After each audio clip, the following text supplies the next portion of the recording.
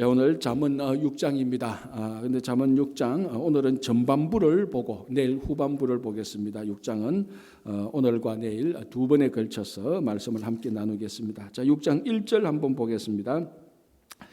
내 아들아, 너가 만일 이웃을 위하여 담보하며 타인을 위하여 보증하였으면. 자, 이제 아주 실제적인 교훈이죠. 보증, 담보. 사실 성경에 이 보증하지 마라, 담보하지 마라 이런 것이 성경에 나오리라고는 별로 생각하지 않을 겁니다. 여러분 불경 뭐 다 아시겠지만 불경은 내용이 어마어마하게 많습니다. 그죠? 그런 내용 봐도 뭐 보증할 때 이래 하고 담보할 때 이래 하고 이런 내용들이 잘 없습니다. 그런데 이 잠언을 보면은 그냥 뜬구름 잡는 어떤 지혜가 아니고, 물론 이 잠언에 보면은 우리가 흔히 말하는 개념적인 관념적인 이런 정의 데피니션이 굉장히 많이 나옵니다. 지혜는 이런 것이고 나오는데, 정말 이 잠언이 우리 삶에 실제적인 신앙생활에 도움이 되는 것은 우리가 실제적으로 살아가는 데 있어서 어떤 것은 아주 구체적으로 이걸 지시 또는 가이드하고 있습니다. 그 중에 하나가 바로 이 담보 보증 문제입니다. 자, 내 아들아, 너가 만일 이웃을 위하여 담보하며 타인을 위하여 보증하였으면. 자, 이거 뭐 담보 쓰는 거 보증하는 거 이건 우리가 같은 걸로 보고요. 이게 이제 실제로 우리 삶 속에서 일어나고 우리 성도들의 교회 공동체 생활에서도 이런 일들이 종종 일어납니다. 자, 이것을 좀 더 우리가 범위를 넓혀서 말하면 돈 빌려주고 받는 것, 그죠? 이게 참, 그래서 저는 아직도 기억하는 게, 제가 고등학교 때, 그때는 제 고등학교 때니까 각 교회마다 부흥회를 되게 많이 하잖아요. 그때는 진짜로 부흥했으면 일주일에 했어요. 진짜로 월, 화, 수, 목, 금, 토 막.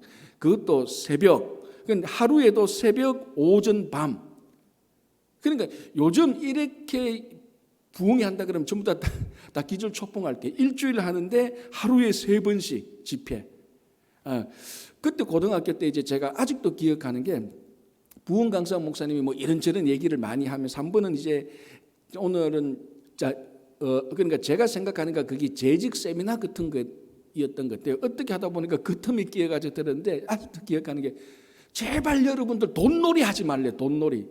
이 고등학생이 돈놀이가 뭔지 어떻게 합니까? 돈 가지고 뭐 이렇게 노는 건가? 이 나중에 알고 보니까 교인들끼리 돈을 빌려주고 받고 개 모임하는 거, 개돈하는 거 이런 거 하지 말라는 의미였어요. 지금 생각하면 목사님이 거룩한 목사님이 거룩한 말씀 전하는데 강대상에서 돈놀이 하지 말라. 저게 좀 세속적이지 않는가 그런 생각이 드는데, 그게 실제적으로 교회 교인들이 신앙생활을 하는 가이드 지침이라는 것을 목회를 해보니까 알겠더라고요. 거룩한 성경이 거룩한 말을 하지만은 이 거룩한 말씀이 실제적인 우리 삶 속에 가이드라인을 줄 때, 실제적인 신앙생활을 이렇게 해나갈 때 그게 우리 삶 속에 거룩으로 이어진다는 것을 알 수 있습니다. 그런데 오늘 이 잠언을 보면 아주 구체적이죠. 너희들이 담보했으면, 보증했으면, 우리 말로 하면 돈 관계, 성도들 어떤 교회 공동체 간의 돈 관계, 그죠? 그래서 제일 좋은 거는 뭡니까? 교인들 간의 돈 관계는 안 하는 게 1번입니다. 그래서 그 강사 목사님 말대로 막 이러면서 돈놀이 하지 마세요 하는 것처럼. 그런데 하다 보면 살다 보면은 불가피하게 정말 목숨의 경각이 달릴 정도의 어떤 이런 진짜로 아주 특별하게 예외적인 경우에 돈을 빌려주고 받아야 될 때도 사람 사는 세상이니까 우리도 생길 수가 있을 겁니다. 첫 번째는 정말로 목숨을 걸지 않는 이상은 돈 관계는 안 하는 게 좋습니다. 그래야 교회 공동체가 건강하게 됩니다. 그러나 정말로 예외적으로 0.001%의 예외가 생길 수 있잖아요. 완벽하지는 않으니까. 그때 돈을 빌려주고 받을 때는, 그러니까 이 돈을 빌리는 사람도 참 조심해야 돼요. 내가 어느 집사님한테, 어느 장로님한테, 내 주변에 아무리 봐도 없고, 저분한테는 너무 저분은 신실하고 좋은 분이고 저분한테 빌려야 되고, 저분한테 어떻게 돈을 좀 융통해야 되고, 그리고 내가 지금 이 돈이 없으면 정말로 생명이 달릴 이 정도의 어떻게 돈을 융통해야 된다면은 몰라도, 그렇지 않다면은 정말로 돈을 빌리는 사람한테 누구 가서 돈 좀 빌려주세요, 보증 써주세요, 담보 써주세요, 이걸 안 하는 게 제일 좋습니다. 왜냐하면 그걸 들었는 사람은요, 그때부터 갈등 고민입니다. 나중에 보증을 쓰고 돈을 빌려주고 담보를 잡는 그거는 두 번째고, 그때부터 이미 갈등이 생기는 거예요. 그래도 저분이 나를 믿고 저런 얘기를 할 때 얼마나 고민이 되었을까. 그때부터 이제 시작하는 거예요. 그래서 줘야 되나 말아야 되나, 돈 관계하다가 또 저 사람은 내가 관계 좋은데 이것 때문에 깨어지고 안 좋아지고. 그러니까 돈을 빌리려는, 보증을 받으려는 사람이 다른 사람한테 말하는 순간부터 이 사람은 엄청난 고민과 갈등을 하게 되는, 그걸 알아야 되는 거예요. 자기 형편이 좀 어렵다고 해서 누구한테 가서 돈 빌려달라 막 이렇게 하는 것은 본인으로서는 힘드니까 그렇게 말을 하겠지만, 그 얘기를 들었던 사람은 본인의 힘든 거 못지않게 훨씬 더 힘든 거예요. 야, 이거 내가 해줘야 되나 말아야 되나, 나도 어려운데 저 사람이 내가 뭐 겉으로 번지르하니까 좋아 보이서 저런 게 많은가, 나도 그런 게. 그러니까 서로가 막 혼란이 굉장히 되는 거예요. 어지러운 거예요. 그럼에도 불구하고 아까 말씀드린 것처럼 0몇 %의 이게 융통해야 될 정도면은 돈은 빌려주고 받는 건 아닙니다. 교인들끼리. 내가 이 돈을 저 사람한테 빌려줘서 저 사람이 이 돈을 안 갚아도 될 수준 하에서, 그 정도에서 빌려주는 겁니다. 그 빌려주면서 사실은 속으로는 구제하는 차원으로 생각해야 돼요. 그래야 교회 공동체가 그 일로 인하여서 어려워지거나 깨어지지 않습니다. 참 중요하죠. 그러니까 첫 번째는 이 관계가 보증이나 담보, 돈을 빌려주는 이런 일이 안 일어나야 되고, 그러나 사람 사는데 완벽하진 않으니까 두 번째는 돈을 빌리려는 사람이 그 일을 안 해야 되고, 세 번째는 그 부탁을 받았던 사람은 정말로 어쩔 수 없이 정말 목숨의 경각이 달려서 해줘야 된다면은, 이거는 내가 빌려서 반드시 받을 거라, 반드시 받아야 된다는 그 한도를 넘어서는 안 된다. 그러니까 이거 내가 빌려서 만약에 저 사람이 계속 어려워지면은, 이 돈을 저 사람이 안 갚으면은 난 어떻게? 괜찮아. 이거는 내가 빌려주는 차원이 아니고 구제하는 차원에서 주는 거야라고 생각하고 줘야 그 돈이 안 빌려주고 안 갚아져도 서로 간에 상처가 남지 않아요. 대부분 들어보면은 자기가 안 받아도 될 만큼의 이상을 빌려줘서 늦게 주니, 왜 이자가 적니, 왜 이 돈을 뭐 소문이 났니 안 났니, 별 일들로 인하여서 교회 공동체가 깨어지는 일들이 한두 번이 아닙니다. 모르겠습니다. 저희 참 옛날부터 뉴욕 동양교 교회부터 지금 친구 교회까지 봤는데, 저희 교회는 모르겠습니다. 제가 몰라서 모르는지 진짜로 그런지 개모임 하는 게 없어서 너무너무 좋아요. 이 이민사회 개모임 해가지고요, 이거 그 개주라 그러죠. 개주가 돈 받고 야간 도주하는 일이 주변에 들어보면 흔하게 말해요. 이게 의외로 뉴저지가 많더라고. 의외로 뉴저지가, 모르겠습니다. 이 플러싱에서 생긴, 퀸즈에서 생기는 걸 제가 못 들어서 그런지 의외로 뉴저지에서 이 교회에서 아니면 또 비즈니스 하는 사람이 개모임 해가지고 이 개돈 가지고 야간 도주했던 이야기를 요즘은 좀 덜해요. 아무래도 뭐 코로나 이런 게 있으니까. 그전까지 작년까지만 해도 가끔 들려와요. 그게 교회 공동체라면요, 그 교회는 굉장히 회복이 불가할 정도로 어려워지는 겁니다. 자, 그걸 오늘 잠언에서 말하고 있습니다. 보증, 담보. 이게 우리 실제적인 삶의 지혜죠. 잠언이죠. 자, 그래서 2절 보시기 바랍니다. 아들아, 너가 담보하고 보증을 해줬다면, 2절, 너의 입의 말로 너가 얽혔으며 라고 말합니다. 네가 이미 담보하고 보증해줬잖아. 보증해준다고 말했잖아. 넌 이미 얽힌 거야. 이미 이제 그 담보 보증하는 그 세계에 얽혀버렸습니다. 큰일 난 거죠. 이제 그러니까 야, 내가 해줄게 하고 뭐 도장 찍거나 사인을 했다 하면 이미 너는 거기에 얽혀버린 거야. 자, 그리고 너의 입의 말로 너가 얽혔으면 너의 입의 말로 인하여 잡히게 되었다. 그런데 그제서야 느끼는 겁니다. 이거 해주는 게 아닌데, 이거 내가 약속하는 게 아닌데, 이거 내가 사인하는 게 아닌데, 야, 이거 우리 집에 문서 갖다 주는 게 아닌데, 그제서야 큰일 났다. 이거 어떡하지? 아직 내가 A를 위해서 보증을 써줬는데 아직 뭐 어떤 이 A가 이 돈을 다 보증받은 것을 잘못하지는 않았어요. 그런데 가만히 생각하니까 이거 너무 위태로워. 너무 많이 해줬어. 그때는 이미 얽혔다는 걸 느끼죠. 자, 그때는 어떡하라고요? 참고 기다리라는 거 아니고 빨리 그걸 풀으라는 겁니다. 그래서 뭐라고 말합니까? 3절. 내 아들아 너가 너의 이웃의 손에 빠져선적 이같이 하라. 구체적인 이제 지시가 나오죠. 너는 곧 가서 겸손히, 자, 겸손히가 중요합니다. 겸손히 너의 이웃에게 간구하여 스스로 구원하여. 너가 먼저 가서 이웃에게 가서 겸손히 말해서 야 이거 내가 해줄 수 있는가 했는데 내가 그때 생각이 좀 깊지 못했다. 이거 그리고 우리 남편한테 또는 우리 부인한테 이거 내가 상의해야 되는 것인데 내가 너무 어떻게 하다 보니까 좀 경솔히 내가 했네. 겸손히 가서 이웃에게 간구하여 풀으라는 겁니다. 근데 이제 사실은 쉽지 않아요. 해준다고 약속해놔놓고 사인 다 해놓고 야 잠깐만 야 내가 생각해보니까 이거 너무 내가 우리 남편한테 얘기 못했네. 우리 부인한테 얘기 못했는데 그거 좀 빼줄 수 있냐. 굉장히 사실은 없습니다. 그러니까 뭐라고 말합니까? 이미 얽혔다는 거죠. 자, 그래서 4절에 너의 눈을 잠들게 하지 말고 눈꺼풀을 감기게 하지 말고 잠까지 자지 말고 가서 겸손히 간청해서 풀어라는 겁니다. 5절 노루가 사냥꾼의 손에서 벗어나는 것 같이 새가 그물 치는 자의 손에서 벗어나는 것 같이 스스로 구원하라. 자, 이건 사실은 그 일을 빨리 해결하라, 간절히 해결하는 의미인데 중요한 건 뭐냐면은 보정해주겠다, 담보해주겠다 또는 약속 또는 실제로 했다면은 얽혔다 그랬죠. 어떻게 얽혔느냐? 비유가 뭐냐면은 노루가 사냥꾼의 손에 붙들린 것처럼 얽혔다는 겁니다. 새가 그물에 붙들린 것처럼 얽혔다는.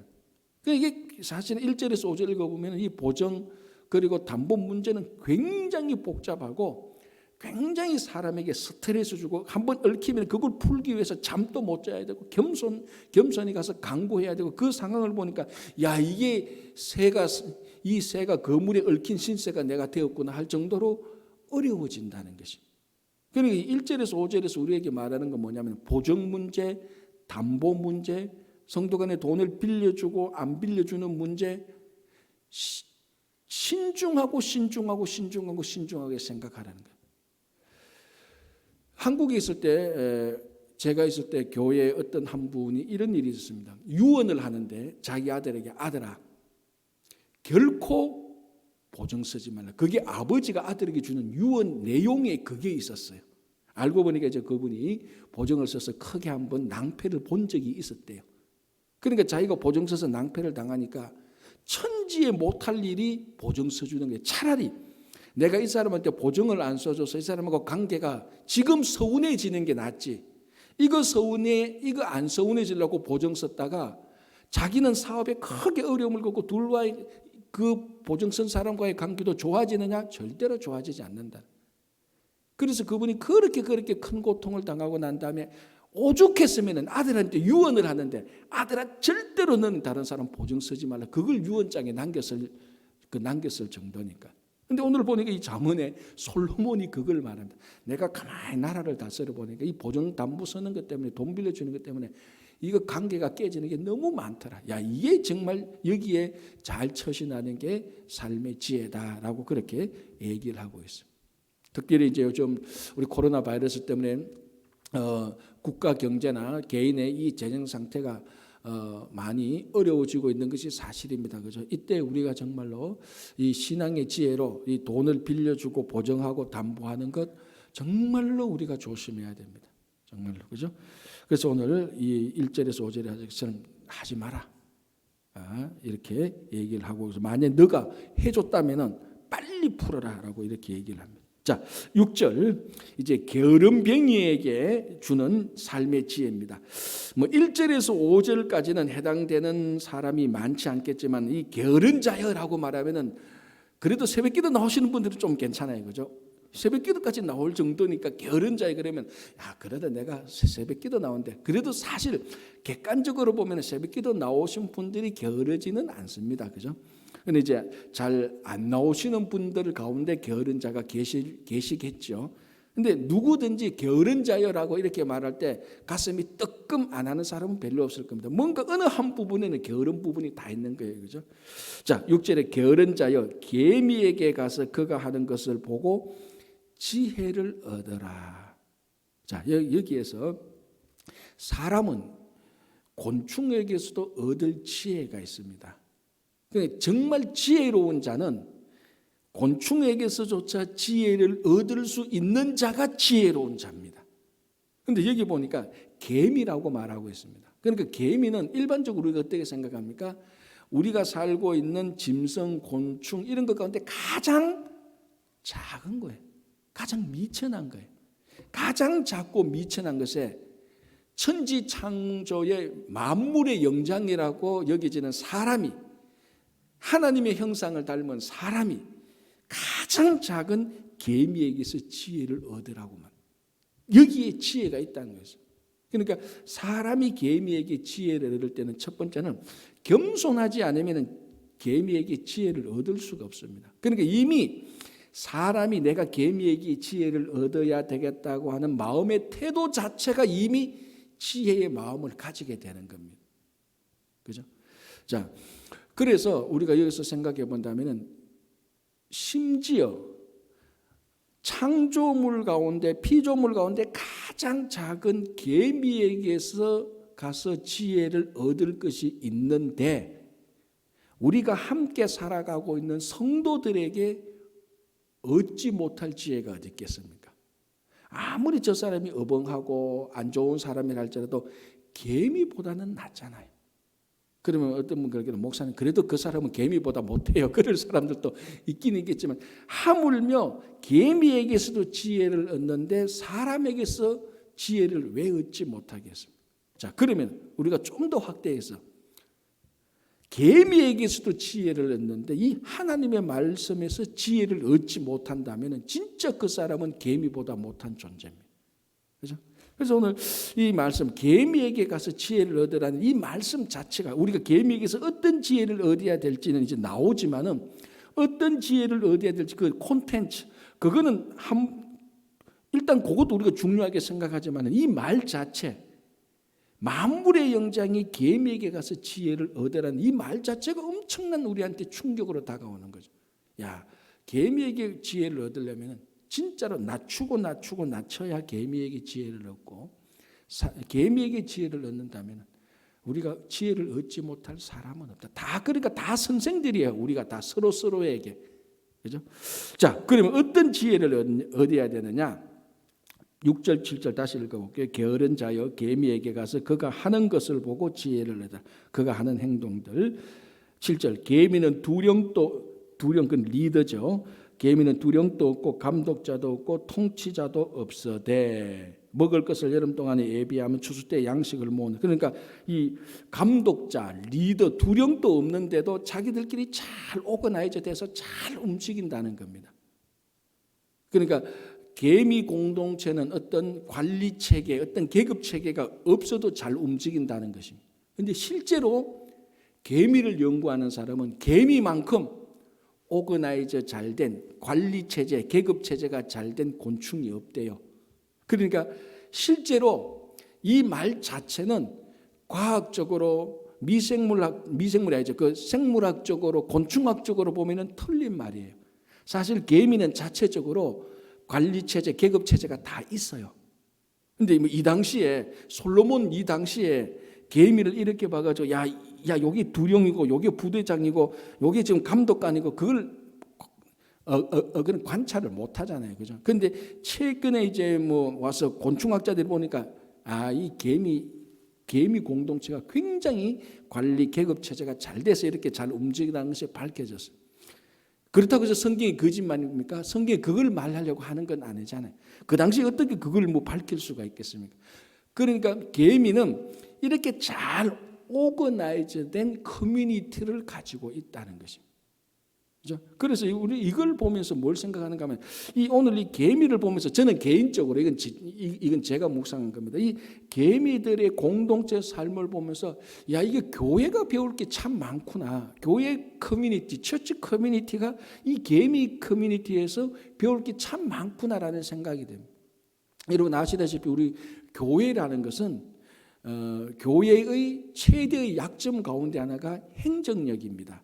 물론 교회도 당회도 있고 공동회도 있고 여러 가지 성교회, 구역장, 모임 이런 시스템이 다 있는데 특별히 우리 이민교회는 이 강제력이 굉장히 약하잖아요. 그죠? 뭐 이미 우리 교회가 약간 행정적인 것을 좀 잘 오거나이즈 하기 위해서 강제로 약간만 좀 푸시하면은 툭툭 튕겨 나가는 일이 뭐 한두 번이 아니잖아요. 아니 교회가 왜 자꾸 날 강제해? 난 싫어. 난 여기서 저 갈 거야. 근데 교회가 행정적으로 오거나이즈 볼 때는 이 사람은 여기 아니고 여기 있어야 될 판인데 이런 것들이 종종 생깁니다. 그래서 이 교회는 행정력이 물론 우리 미국 장로교 헌법하고 이런 데 보면 굉장히 행정력이 잘 되는 오거나이즈된 그 부고보다가 따로 있습니다. 그런데 그게 실제로 우리 이민 사회에 적용이 될 때는 참 어려운 거예요. 왜 강제력을 하게 되면은 이민교회의 이 기반이 약하기 때문에. 그래서 교회는 행정력이 굉장히 약합니다. 그런데 공동체에서 행정력이 약하다는 것은 공동체 기반이 약하다는 말하고 똑같거든요. 그러면 어떻게 하느냐? 개미에게서 배워야 되는 겁니다. 이 솔로몬이 볼 때는, 개미가 볼 때는 이네들은 어떤 리더나 관리체제, 계급체제가 없었다. 자기들끼리 알아서 잘 오거나 자율적인 커뮤니티를 형성하고 있었다는 거예요. 그런데 교회가 어떤 행정적 강제력에 의해서 행정적으로 푸시해서 교회가 잘 오거나이저, 잘 조직화되는 교회는 사실은 좋은 교회가 아닙니다. 강제적인 행정 규범이 있다 할지라도 그거는 그냥 옆에 세워놓고 교인들 스스로, 성도들 스스로가 자율적으로 각 성교회나 구역이나 뭐 어떤 자기들 또 어떤 그룹이나 봉사단체나 이런 데서 성가대나 주일학교나 자율적으로 잘 움직이는 그 교회 커뮤니티가 정말 강하고 좋은 교회 공동체입니다. 저는 이걸 볼 때, 야, 이거는 우리 이민교회가 개미의 공동체를 통해서 배워야 되는 거예요. 어떤 그러니까 뭔가 두려움도 없다. 그러니까 뭐 두려움도 없고 감독자도 없고 통치자도 없다. 이 말은 뭡니까? 푸시하는 강제력이 없어도 자기들끼리는 여름만 되면 양식을 잘 준비하고 겨울만 되면 추수를 잘 한다. 누구 하나 강제적으로 해 이렇게 하지 않아도 한다는 자율적인 이 조직에 대해서. 교회가 그렇죠. 그런데 교회는 행정적인 강제력이 없어도 자율적으로 잘 조직할 수 있는 기본적인 근거가 있습니다. 행정적인 어떤 규범수보다 그게 뭡니까? 서로서로 하나님을 믿는 믿음하고 서로서로 사랑하는 공동체입니다. 그래서 신학교 때 가면 이제 목회 실습을 하는데 많은 이제 진짜 목회의 이제 도가 터진 목회의 정말 존경할 만한 어른들이 와서 하는 거죠. 교회는 행정이 있고 법이 있지만은 행정과 법을 사용해서 교회를 리더하는 리더가 성공한 적은 한 번도 없다는 겁니다. 교회 자체가 행정과 법에 의해서 끌리는 공동체가 아니라는 점. 물론 그건 있어야 됩니다. 이머전시 때는 행정과 법으로 교회 질서를 세워야 되지만 평소 때는 그게 아니고 그 성도 서로 간에 사랑하는 것과 하나님을 믿는 신앙과 교회를 사랑하는 그 마음에서 교회가 계속해서 인도되어져야 되는 그 교회가 부흥하고 성장한다. 그 가만히 보면 지금 개미들이 그걸 하고 있다고 이 잠언의 저자가 말하고 있습니다. 두령도 없고 관리자도 없고 지휘자도 없다. 그래도 자기들끼리 잘 자율적으로 돌아간다. 우리도 가능한 거예요. 하나님을 믿는, 하나님을 사랑하는, 하나님을 경외하는, 그리고 교회를 사랑하고 성도를 사랑하는 이 마음이 바탕이 되면은 이런 공동체가 계속해서 우리가 함께 세워 나갈 수 있는 겁니다. 자, 8절 먹을 것을 여름 동안에 예비하며 추수 때에 양식을 모은다. 이게 우리말로 하면 뭡니까? 유비무환해서 큰 열매를 얻는 거죠. 여기에서 나온 옛날 전래 동화가 뭐죠? 그렇죠. 이게 개미와 배짱. 개미 배짱이 오리지널이 여기 있었다는 것을 나옵니다. 여름에 먹을 것을 잘 예비하고 이때 배짱이는 뭡니까? 기타 치고 룰루랄라 하는 거죠. 그러나 이제 추수 때 양식을 모을 때 개미는 양식을 모을 때 배짱이는 야 이제 거지가 돼 홈레스가 돼가 막 이제 국을 하러 다니는 거죠. 이게 유비무한 잘 준비하는 이렇게 잘 준비하는 것도 자율적으로 잘 준비했다는 거. 이걸 보면서 야 이 교회가 정말로 예수 그리스도의 재림을 잘 준비해야 됩니다. 잘 준비해야 됩니다. 그래서 진짜로 예수님께서 오실 때 영혼의 추수를 누리는 거죠. 그래서 우리 어떻게 보면 교회 공동체는요 정말로 어떻게 보면 준비하는 공동체입니다. 뭐 양식을 준비하고 뭐 이런 것이 아니고 예수 그리스도의 재림을 준비하는 공동체입니다. 그래서 자, 10절 11절 좀 더 자자 좀 더 졸자 좀 게으름을 피우면은 반드시 네가 궁핍해질 것이다. 궁핍해질 것이다. 이거 다 새벽기도 나오신 분이 좀 더 자자 좀 더 졸자 했으면 못 나왔겠죠 오늘, 그죠? 못 나왔겠죠. 그러니까 여러분들이 참 정말로 상대적으로 봐서 다른 분들보다 훨씬 더 부지런하고 성실하고 근면한 사람이죠. 성실하고 근면하면요 항상 최악 중간은 합니다. 그래서 이 궁핍함, 곤핍함이 사라지게 된다. 자, 12절을 보겠습니다. 불량하고 악한 자는 구부러진 말을 하고 다닌다. 여기서 불량하고 악한 자, 우리말하면 건달, 악당들, 사악한 사람들 이렇게 우리가 번역하는데, 이 불량이라는 이 말의 오리지널은요, 히브리어 오리지널은 벨리알입니다. 벨리알. 벨리알 어디서 안 들어봤어요? 벨리알 들어봤죠? 어디서 들어봤어요? 고린도후서 6장 15절 사도 바울이 그리스도와 벨리알이 어찌 좋아하며 믿는 자와 믿지 않는 자가 어찌 함께 가겠느냐라고 말할 때 벨리알이 여기서 불량하고 말할 때 그 단어가 똑같습니다. 그리스도와 벨리알이 함께하지 못한다는 것은 벨리알은 사탄의 다른 이름, 귀신들의 대장이 벨리알이에요. 그걸 의인화시킨 것이 12절에 불량하고 악한 자들. 그러니까 이게 이렇게 볼 수도 있죠. 여기서 불량하고 악한 자는 그냥 성질이 좀 나쁘고 이 정도가 아니고 그 가장 뒤에 배후에는 사탄의 존재가 있다는 것을 암시하고 있는 단어입니다. 불량하고 악한 자는. 그냥 이 동네 좀 그 건달들처럼 애들 지나가면은 뭡니까 고무줄이나 끊고 옛날처럼 딱지나 뺏고 이런 차원의 건달들이 아니고 훨씬 더 악하고 훨씬 더 그런 악당들을 말하고 있습니다. 자, 이런 사람은 어떻다고요? 구부러진 말을 하고 다니며, 이 구부러진 말은 중상모략, 거짓말, 사악하게 조작하는 그리고 선동하는 말들 이거죠. 불량하고 악한 자. 그러니까 여러분 사탄의 특기가 뭐죠? 참소하잖아요. 참소. 우리 요한계시록 보면 사탄은 끊임없이 성도들을 참소합니다. 계속해서 참소해서 그 감옥에 그 지옥에 넣으려고 하는데 그 현상이 그대로 나타나는 거죠. 사탄이 성도를 참소하는 것과 불량하고 악한 자, 그러니까 벨리알의 배후를 받을 어떤 그런 그룹에 있는 악한 자는 구부러진 말, 이게 참소죠.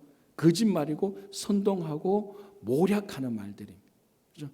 그래서 성도들은 성도의 입술은 어떤 일이 있어도 정직해야 됩니다. 거짓말을 하면 안 됩니다. 그렇죠? 자, 그리고 눈짓을 하며 발로 뜻을 보이며 손가락질을 하며 눈짓, 발짓, 손짓, 눈짓, 발짓, 손짓 이것을 다 통틀어서 말하면 몸짓입니다. 몸짓. 여기에서 이제 이게 뭘 의미하고 있는가 가만히 보면 이게 이 당시 고대 중동 때의 몸짓, 눈짓, 손짓, 발짓이 이게 학자들의 연구에 의하면은 이게 우상 신전에 들어가서 제사장이 신에게 제사 드릴 때 자기가 액션을 취하는 그거하고 유사하다 이렇게 말을 하고 있습니다. 그러니까 우상 숭배하는 몸짓이라고 볼 수 있겠죠. 주문이나 마법을 외울 때 눈짓이나 손짓, 발짓 막 이상하게 막 이렇게 되는 거 있잖아요. 그런 것을 많이 보이는 것 같다라고 이렇게 말을 하고 있습니다. 그러니까 이게 좀 아구가 맞는 게 불량한 게 뭡니까? 벨리알이라 그랬죠. 이 전부 이게 하나님의 길에 선 자들의 삶의 모습이 아닙니다. 그래서 어긋난 사람들의 모습이죠. 자, 그리고 뭡니까? 그런 사람들은 마음에 14절 그의 마음에 패역을 품으며 항상 악을 꾀하여 다툼을 일으키는 자라. 결국은 다툼을 일으키기 위해서 공동체를 깨는 겁니다. 그게 가정이든 교회든 직장이든 일이든. 그리고 마음의 패역감을 품어서 생명의 근원이 마음인데 그 마음을 못 지키게 하고 마음의 패역, 악한 것을 품어서 이상한 몸짓 그리고 구부러진 말을 하면서 공동체를 다툼으로 일으켜서 파괴시키는 것을 말하고 있습니다. 자, 15절 그러므로 그의 재앙이 갑자기 내려 당장에 멸해 살릴 길이 없어. 결국 그런 사람은 갑자기 멸망하게 될 것이다 라고. 그리고 우리 지혜자는 이런 사람하고 상관없이 지혜자는 그러니까 이런 불량하고 악한 자의 구부러진 말을 해서도 안 되고 그 말을 분별해서 그 말에서 떠날 줄도 알아야 되고 우리의 몸짓은 우리의 몸은 성전이니까 성령의 인도하심을 받아서 뭐 이상한 뭐 주문이나 맛보 그건 아예 없고 우리의 몸을 통하여서 많은 사람들에게 그리스도의 향기가 되어야 되는 것입니다. 그래서 오늘 또 여기까지만 하고요. 16절부터는 내일 보도록 하겠습니다. 그래서 오늘 우리들의 삶의 실제적인 이 보증이나 담배, 이 재정 문제에 관한 것들, 그리고 계미에게 지위를 얻을 만큼 겸손한 사람, 그리고 정말 여기서 나다 이 공동체가 우리 친구 교회에서도 그대로 이루어지기를 간절히 바랍니다. 기도하겠습니다.